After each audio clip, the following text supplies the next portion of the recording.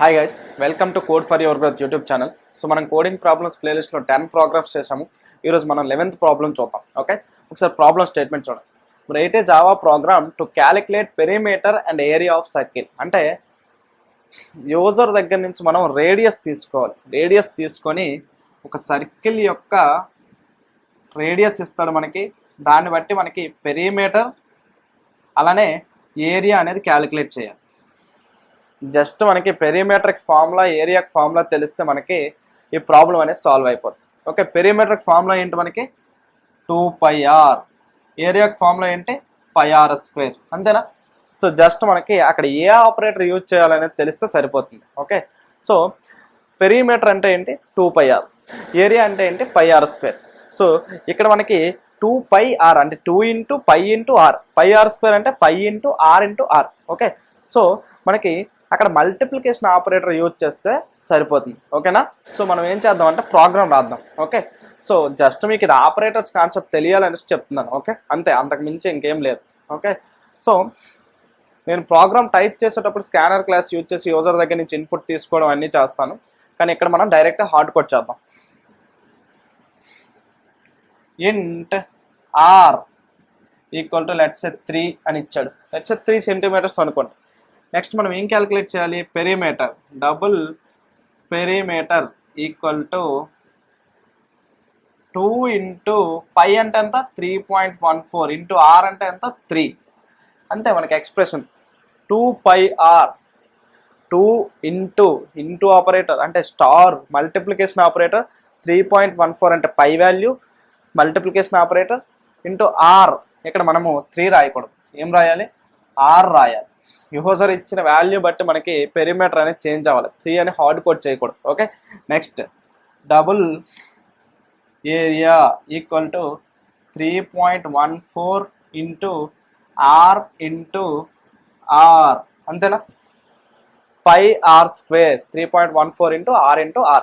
Okay, next మనకేంటి? system.out.println perimeter is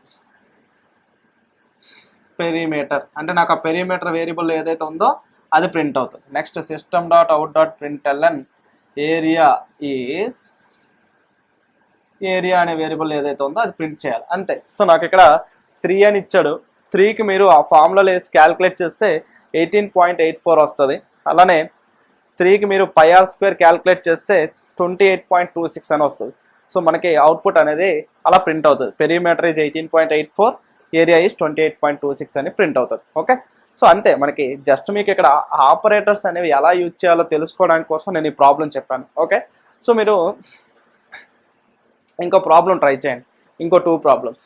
user దగ్గర నుంచి స్క్వేర్ యొక్క సైడ్ తీసుకొని స్క్వేర్కి పెరిమీటర్, స్క్వేర్ యొక్క పెరిమీటర్ అలానే స్క్వేర్ యొక్క ఏరియా, స్క్వేర్ యొక్క పెరిమీటర్కి స్క్వేర్ యొక్క ఏరియాని క్యాలిక్యులేట్ చేయండి.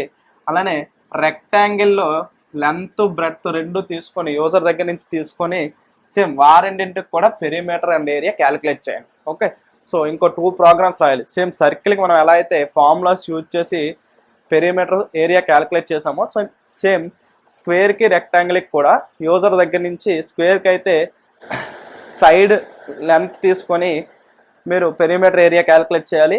అదే రెక్టాంగిల్కి అయితే లెంత్ బ్రెడ్త్ ఈ రెండు తీసుకొని పెరిమీటర్ అండ్ ఏరియాకి వాల్యూస్ క్యాలిక్యులేట్ చేయాలి. ఓకే, సో అంతే, ఇంతకు మించి మనకి ఇంకేం లేదు. జస్ట్ మీకు ఆపరేటర్స్ అనే కాన్సెప్ట్ తెలియడం కోసం నేను ఈ ప్రోగ్రామ్స్ అనేవి చెప్పాను. ఓకే, నెక్స్ట్ నుంచి మన ప్రాబ్లమ్స్ అన్నీ కూడా చాలా ఇంట్రెస్టింగ్ ఉంటాయి. ఓకేనా? Thank you so much guys.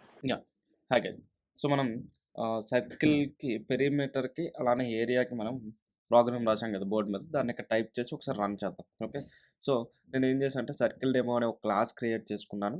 అందులో మెయిన్ మెథడ్ అనేది రాసుకున్నాను. ఓకే, ఇది మనకి బేసిక్ జావా ప్రోగ్రామ్ యొక్క స్ట్రక్చర్. సో మనం యూజర్ దగ్గర నుంచి ఇన్పుట్ తీసుకోవాలి కాబట్టి స్కానర్ యూజ్ చేయాలి. స్కానర్ యూజ్ చేయాలంటే మనం ఇంపోర్ట్ చేసుకోవాలి. Import java.util.scanner. Okay, so import చేసుకున్నాను. తర్వాత మనం ఏం చేయాలి? స్కానర్ క్లాస్కి ఆబ్జెక్ట్ క్రియేట్ చేయాలి. Scanner in equal to new scanner of system.in.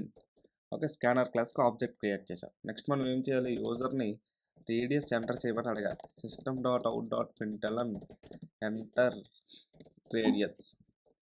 So user మనకి రేడియస్ ఇస్తాడు. Int R equal to let's a in dot next int. So user మనం రేడియస్ అనేది ఇంటిజర్ వాల్యూ అనుకుందాం, అంటే డెసిమల్స్లో ఉండదు, జస్ట్ మనకి అది డైరెక్ట్ ఇంటిజర్ వాల్యూ అనుకుందాం. So int R equal to in dot next ఇంట్ అని తీసుకున్నాను.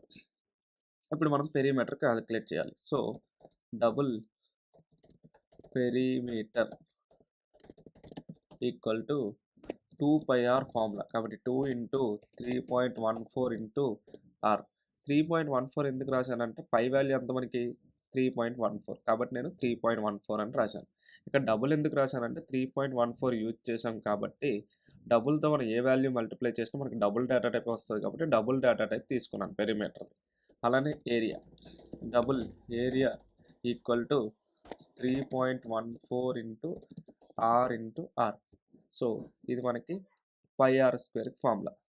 సో ఏరియాకి ఫార్ములా ఏంటి పై ఆర్ స్క్వేర్, కాబట్టి 3.14 ఇంటూ ఆర్ అని రాశాను. ఓకే, సో ఇప్పుడు మనం వీటిని ప్రింట్ చేద్దాం. System dot out dot println perimeter is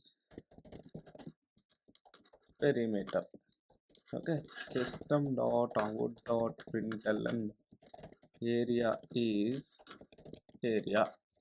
okay, అంటే మనము యూజర్ ఇచ్చిన రేడియస్ బట్టి పెరిమీటర్కి ఏరియాకి ఫార్ములాస్ ఏవైతే ఉన్నాయో జస్ట్ మనం ఆ ఫార్ములాస్ని యూజ్ చేసుకుని వాటి యొక్క వాల్యూస్ క్యాలిక్యులేట్ చేసాం. ఆ ఫార్ములాస్ని కోడ్ కింద ఎలా కన్వర్ట్ చేయాలి, అక్కడ ఏ ఆపరేటర్ యూజ్ చేయాలని తెలియాలి. అందుకే మనం ఈ ప్రోగ్రామ్ అనేది చేస్తున్నాం. ఓకే, అంతే. సో ఒకసారి మనం సేవ్ చేసి కంపైల్ చేద్దాం. Java C space circle demo dot Java space circle demo, enter radius let's 3 ఇచ్చాడు. చూడండి నాకు అవుట్పుట్ ఏమొచ్చింది 18.84 అండ్ దెన్ 28.25999 అంటే 28.26 అప్రాక్సిమేట్లీ. ఓకే, సో ఈ విధంగా మనకు అవుట్పుట్ వచ్చింది. సో అంతే, మనకి పెరిమీటర్ సర్కిల్ యొక్క పెరిమీటరు ఏరియా క్యాలిక్యులేట్ చేయడానికి ఈ విధంగా ఈ 2 ఫార్ములాస్ యూజ్ చేసుకొని మనము క్యాలిక్యులేట్ చేయాలి. ఓకే, సో నెక్స్ట్ మీరు ఏం చేస్తారంటే స్క్వేర్కి రెక్టాంగిల్కి ఈ రెండింటికి కూడా ఫార్ములాస్ యూజ్ చేసుకొని ప్రోగ్రామ్స్ అనేవి రాయాలి. ఓకేనా? Thank you so much guys.